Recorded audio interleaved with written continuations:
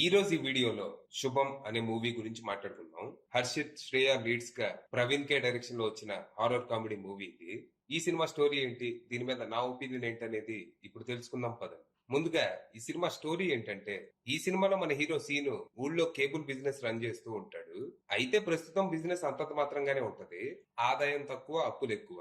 కానీ నచ్చిన పని అవటంతో మనోడు కంటిన్యూ చేస్తూ ఉంటాడు.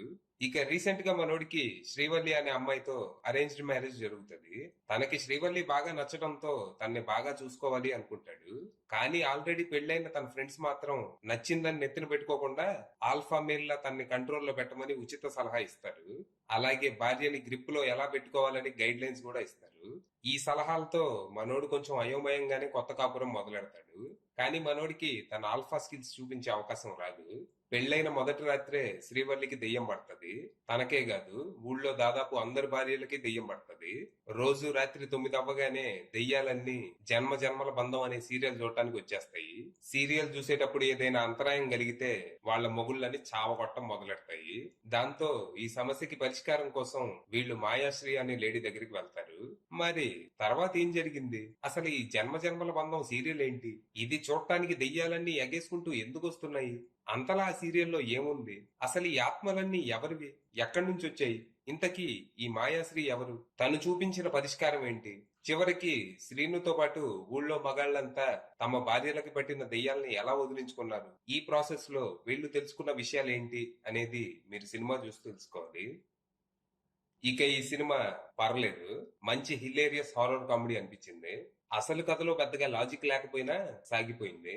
అంటే ఈ సినిమాలో ఒక మంచి మెసేజ్ ఉంటది, కానీ అది ఆర్గానిక్ గా ఒక ఫ్లో లో ఉండదు. ఆ మెసేజ్ ఇవ్వటానికే కథ రాసినట్టు ఉంటది. దీని వల్ల కథలో కొన్ని లాజిక్లు మిస్ అయ్యాయి. అయినా లాజిక్ లేని సినిమాలు చాలానే చూస్తున్నాగా.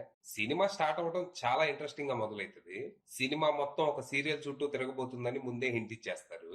ఇక ఆ తర్వాత పాత్రల పరిచయం. ఇందులో సీను చాలా మంచి కుర్రాడు. చేసే వ్యాపారంలో ఆదాయం అంతంత మాత్రమే అయినా హ్యాపీగానే ఉంటాడు. ఇక తన ఫ్రెండ్స్ ఏమో కొంచెం రిగ్రెసివ్ మైండ్ సెట్ కలిగిన వాళ్ళు. మేము మగాళ్ళం, మొగుళ్ళం కాబట్టి పోటుగాళ్ళం అని ఊహల్లో బతుకుతూ ఉంటారు. సీనును కూడా తమలా మార్చాలని తెగ ప్రయత్నాలు చేస్తూ ఉంటారు. ఇక శ్రీవల్లి ఏమో బాగా చదువుకొని ఉద్యోగం చేస్తున్న అమ్మాయి. కాబోయేవాడు అలా ఉండాలి, ఇలా ఉండాలని పెద్ద పెద్ద కోరికలేమి ఉండవు. మంచోడు, తనను మనిషిలా చూసేవాడు అయితే చాలు అనుకుంటది. శ్రీవల్లికి శ్రీనుకి మధ్య వచ్చే సీన్స్ చాలా బాగుంటాయి. డైలాగ్స్ అన్ని చాలా నేచురల్ గా ఉన్నాయి. ఇక ఎప్పుడైతే వీళ్ళకి పెళ్ళయి శ్రీవల్లికి దెయ్యం పడతదో అక్కడి నుంచి సినిమా హిల్లేరియస్ గా మారిపోద్ది. అసలు ఆ జన్మ జన్మల బంధం సీరియల్ రిడిక్యులస్ గా భలే ఉంటది. అసలు లవ్వలాగా సచ్చా. ఇక సీరియల్ చూసేటప్పుడు మధ్యలో అంతరాయం కలిగితే దెయ్యాలు మొగుళ్ళకి చుక్కలు చూపిస్తూ ఉంటాయి. ఈ సీన్స్ కూడా చాలా హిలేరియస్ గా ఉంటాయి. అయితే ఇక్కడ ఎంత ప్రాబ్లం ఉన్నా వీళ్ళు ఈ సమస్యని వాళ్ళ భార్యలతో డిస్కస్ చేయరు.